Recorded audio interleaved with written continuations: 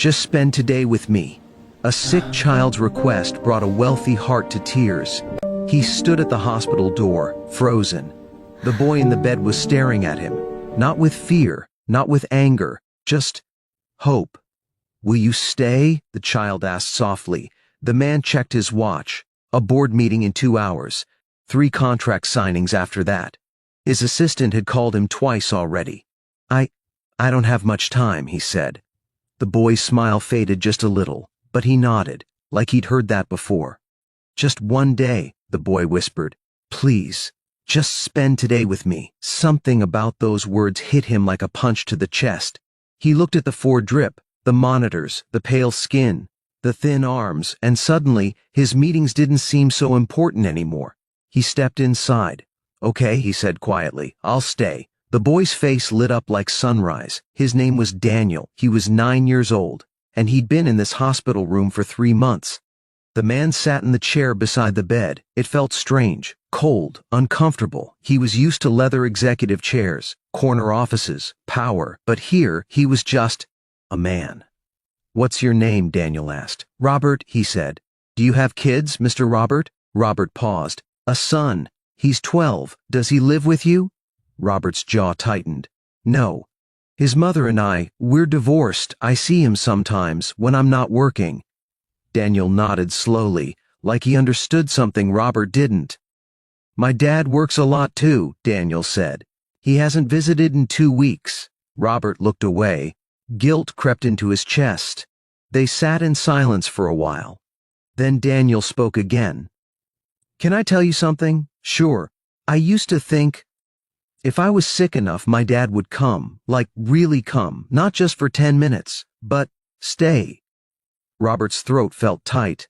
"But he never does," Daniel continued. "He always has something more important." Robert clenched his fists.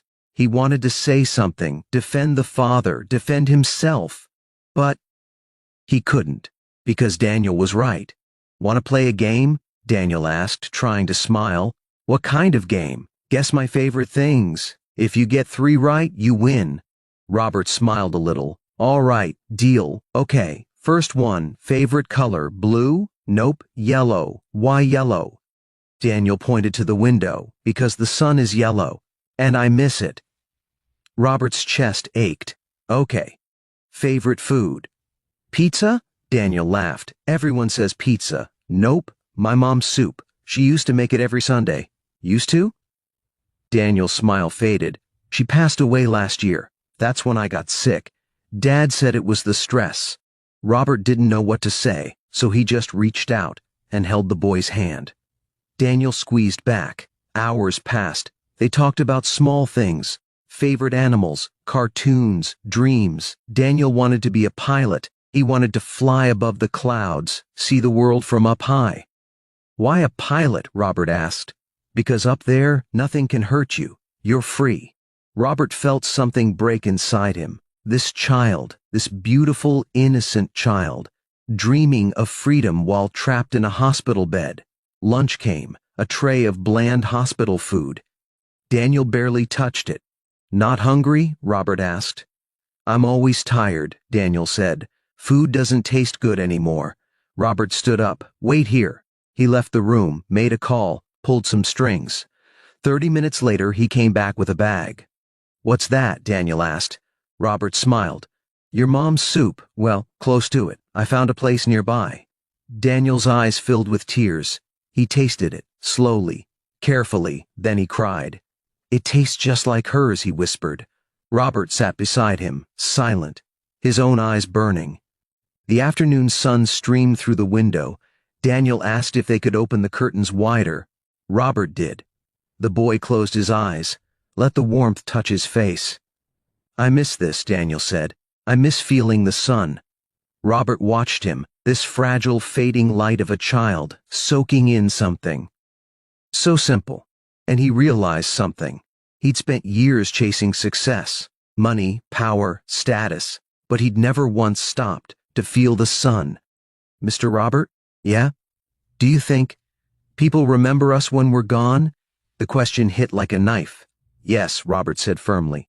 "Of course they do." "How do you know?" Robert thought carefully. Because the people who love us, they carry us in their hearts, in their memories, forever. Daniel smiled. I hope my dad remembers me. Robert's voice cracked. He will, I promise. Evening came. Daniel was getting weaker, his breathing slower, but he was still smiling. Thank you, he whispered. For what? For staying, for not leaving, for making me feel important. Robert's tears finally fell. You are important, he said. You're the most important person I've met in years. Daniel's hand squeezed his. Will you tell your son something for me? Anything. Tell him his dad loves him, and that time is the best gift. Robert nodded, unable to speak. That night Daniel fell asleep. Peaceful, calm, smiling. Robert stayed, holding his hand. At 9:47 p.m. the monitors beeped, and Daniel was gone.